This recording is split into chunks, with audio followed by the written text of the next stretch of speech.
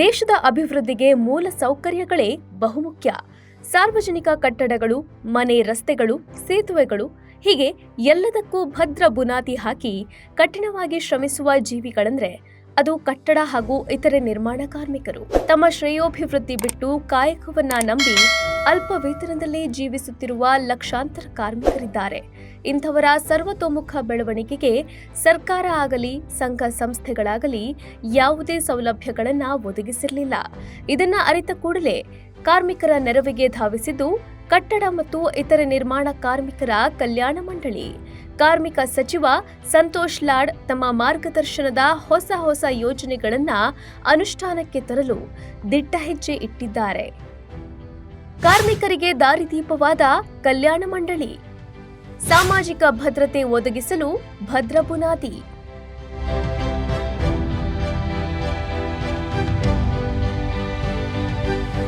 ಕಟ್ಟಡ ಕಾರ್ಮಿಕರ ಬೆಳವಣಿಗೆಗೆ ಕೇಂದ್ರ ಹಾಗೂ ರಾಜ್ಯ ಸರ್ಕಾರಗಳಿಂದ ಯಾವುದೇ ಪ್ರತ್ಯೇಕ ಅನುದಾನ ಲಭ್ಯವಿಲ್ಲದಿದ್ರೂ ಕಟ್ಟಡ ನಿರ್ಮಾಣ ಕಾರ್ಮಿಕರ ಕಲ್ಯಾಣ ಮಂಡಳಿ ನೆರವು ನೀಡುತ್ತಿದೆ. 2007ರಿಂದ ನೋಂದಾಯಿತ ಫಲಾನುಭವಿಗಳಿಗೆ ವಿವಿಧ ಕಲ್ಯಾಣ ಮತ್ತು ಸಾಮಾಜಿಕ ಭದ್ರತಾ ಯೋಜನೆಗಳನ್ನ ಜಾರಿಗೊಳಿಸುತ್ತಿದೆ. ಅದೇಕೆ ಅಂದ್ರೆ ಕಟ್ಟಡ ಮತ್ತು ಇತರ ನಿರ್ಮಾಣ ಕಾರ್ಮಿಕರ ಕಲ್ಯಾಣ ಸುಂಕ ಕಾಯ್ದೆ 1996 ಮತ್ತು 1998ರ ಪ್ರಕಾರ ಎಲ್ಲಾ ನಿರ್ಮಾಣ ಕಾಮಗಾರಿಗಳ ಒಟ್ಟು ವೆಚ್ಚದ ಮೇಲೆ 1% ಸುಂಕ ವಿಧಿಸಲು ಅವಕಾಶ ನೀಡಲಾಗಿದೆ. ಈ ಮೂಲಕ ಕಾಮಗಾರಿ ನಡೆಸುವ ಮಾಲೀಕರು ಮತ್ತು ನಿಯೋಜಕರು ಕಟ್ಟಡ ಕಾರ್ಮಿಕರ ಕಲ್ಯಾಣ ಮಂಡಳಿಗೆ ಸುಂಕ ಪಾವತಿಸಬೇಕು. ಹೀಗೆ ಮಂಡಳಿಗೆ ಜಮೆಯಾದ ಸುಂಕ ನಿಧಿಯಿಂದ ಹಲವಾರು ಕಲ್ಯಾಣ ಯೋಜನೆಗಳನ್ನ ಜಾರಿಗೊಳಿಸಲಾಗುತ್ತಿದೆ. ಕಟ್ಟಡ ಕಾರ್ಮಿಕರಿಗೆ ಆಹಾರ, ಆರೋಗ್ಯ, ಉದ್ಯೋಗ, ವಸತಿ ಹೀಗೆ ಸಾಕಷ್ಟು ಸೌಲಭ್ಯಗಳನ್ನ ನೀಡಲಾಗುತ್ತಿದೆ. ಆದರೆ ಈಗ ಸಂಗ್ರಹವಾಗ್ತಿರುವ ಸುಂಕವನ್ನ ಹೆಚ್ಚಿಸೋದು ಅಗತ್ಯವಾಗಿದೆ. ಇದಕ್ಕಾಗಿಯೇ ಆಧುನಿಕ ತಂತ್ರಜ್ಞಾನವನ್ನ ಬಳಸಿ ನಿರ್ಮಾಣ ಕಾಮಗಾರಿಗಳ ಮ್ಯಾಪಿಂಗ್, ಸುಂಕ ಟ್ರ್ಯಾಕಿಂಗ್ ಹಾಗೂ ಸುಂಕ ಸಂಗ್ರಹಣೆಯನ್ನ ಸರಳೀಕರಣ ಮಾಡುವ ಕಾರ್ಯಕ್ಕೆ ಮಂಡಳಿ ಹೆಜ್ಜೆ ಇಟ್ಟಿದೆ. ಈಗಾಗಲೇ ಸಚಿವ ಸಂತೋಷ್ ಲಾಡ್ ಅವರು ಹಿರಿಯ ಅಧಿಕಾರಿಗಳು, ಹಲವು ತಜ್ಞರೊಂದಿಗೆ ಸಭೆ ನಡೆಸಿ ಸಾಕಷ್ಟು ಸಲಹೆ, ಮಾರ್ಗದರ್ಶನ ನೀಡಿದ್ದಾರೆ. ಹೀಗೆ ಸುಂಕ ಸಂಗ್ರಹಣೆಯ ಕಾರ್ಯಕ್ಷಮತೆಯನ್ನ ಹೆಚ್ಚಿಸಲು ಪ್ರಾಜೆಕ್ಟ್ ಮ್ಯಾನೇಜ್ಮೆಂಟ್ ಯೂನಿಟ್ ಎಂಬ ವಿಭಾಗವನ್ನ ರಚಿಸಲಾಗಿದೆ. ಪಿಎಂಯು ಕಾರ್ಮಿಕರ ಕಲ್ಯಾಣ ಮಂಡಳಿಗೆ 2 ರೀತಿಯ ತಂತ್ರಜ್ಞಾನವನ್ನ ಅಳವಡಿಸಿಕೊಳ್ಳಲು ಶಿಫಾರಸು ಮಾಡಿದೆ. ಆ ತಂತ್ರಜ್ಞಾನಗಳನ್ನ ನೋಡೋದಾದ್ರೆ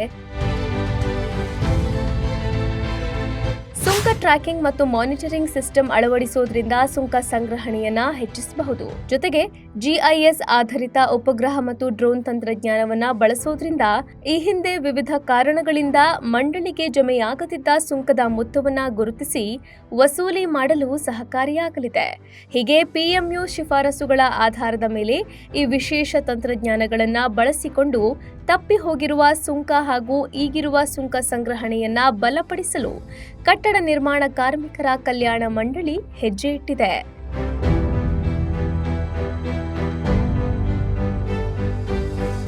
ಎಲೆಮರೆಯ ಕಾಯಿಯಂತೆ ಬದುಕು ಕಟ್ಟಿಕೊಂಡಿದ್ದ ಕಟ್ಟಡ ಕಾರ್ಮಿಕರನ್ನ ಗುರುತಿಸಿ ಅವರ ಜೀವನ ಶೈಲಿಯನ್ನ ಅವಲೋಕಿಸಿ ಸೆಸ್ ಸಂಗ್ರಹದ ಮೂಲಕ ವಿಶೇಷ ಸೌಲಭ್ಯಗಳನ್ನು ನೀಡುತ್ತಿರುವ ಕಾರ್ಮಿಕ ಸಚಿವ ಸಂತೋಷ್ ಲಾಡ್ ಹಾಗೂ ಕಾರ್ಮಿಕ ಇಲಾಖೆಯ ಕಾರ್ಯವೈಖರಿಗೆ ಭಾರೀ ಮೆಚ್ಚುಗೆ ವ್ಯಕ್ತವಾಗ್ತಿದೆ.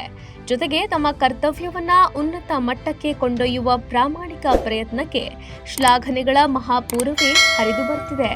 ಕಟ್ಟಡ ಕಾರ್ಮಿಕರು ತಮಗಿರುವ ಇನ್ನೂ ಹೆಚ್ಚಿನ ಸವಲತ್ತುಗಳ ಬಗ್ಗೆ ತಿಳಿದುಕೊಳ್ಳಬೇಕಾದ್ರೆ ಕಾರ್ಮಿಕ ಇಲಾಖೆಯ ಅಧಿಕೃತ ವೆಬ್ಸೈಟ್ಗೆ ಒಮ್ಮೆ ಭೇಟಿ ನೀಡಿ. Bureau report, boss TV Kannada. Latest ಹಾಗೂ ಇಂಟ್ರೆಸ್ಟಿಂಗ್ ಸುದ್ದಿಗಳಿಗಾಗಿ ಬಾಸ್ ಟಿವಿ ಕನ್ನಡ ಚಾನೆಲ್ನ ಸಬ್ಸ್ಕ್ರೈಬ್ ಮಾಡಿ. ಹಾಗೆಯೇ ಬೆಲ್ ಐಕಾನ್ ಪ್ರೆಸ್ ಮಾಡಿ. ಇದರ ಜೊತೆಗೆ ಫೇಸ್ಬುಕ್, ಇನ್ಸ್ಟಾಗ್ರಾಮ್, ಎಕ್ಸ್ ನಲ್ಲೂ ಮಿಸ್ ಮಾಡದೆ ಫಾಲೋ ಮಾಡಿ.